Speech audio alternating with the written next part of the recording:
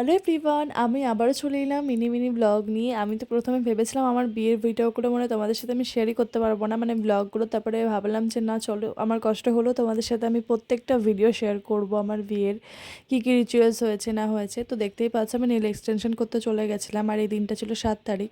তো 7 তারিখ ছিল আমার মেহেন্দি ডে। তো মেহেন্দির ডে নিয়ে আমি দুপুরবেলায় চলে গেছিলাম নেল এক্সটেনশন করতে। যদিও এবার ঠিক ছিল না নেল এক্সটেনশন করবো কি না, আর এটা নেল এক্সটেনশন না, নেলের উপর আর্ট করা, নিজের নেলের ওপরেই। তো যাই হোক, দেখতে পেলে নেল এক্সটেনশনটা খুব সুন্দর হয়েছিল, স্নেহাদির কাছে করিয়েছিলাম। আর এরপরে আমি মেহেন্দির জন্য রেডি হয়ে নিয়েছিলাম। আর এই যে আমার মেহেন্দি দেখতেই পাচ্ছ, আমার মেহেন্দি কমপ্লিট হয়ে যায়। আর দিশাদি এত ভালো মেহেন্দি পড়ায়, আমি কিন্তু দিশাদিকে 1 বছর আগে বুক করে নিয়েছিলাম। আর এই যে আমার হাতে আমার বরের নাম লেখা দেখতেই পাচ্ছ।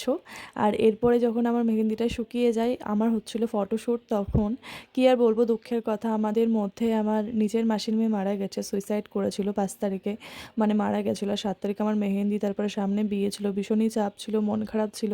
কিন্তু তার মধ্যেও কিছু করার ছিল না, কারণ এই দিনটা ফেরত পাবো না, সেই কারণে মুখে মানে হাসিটা রাখতে হয়েছিল।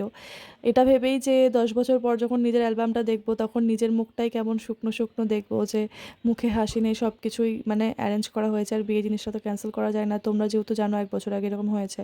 তো আমার মাসির মেয়ের আমরা বার্থডেতে ঠিক 1 বছর আগেই গেছিলাম এইরকম টাইমে, আর সেই জায়গায় মাসির মেয়েটা আর নেই।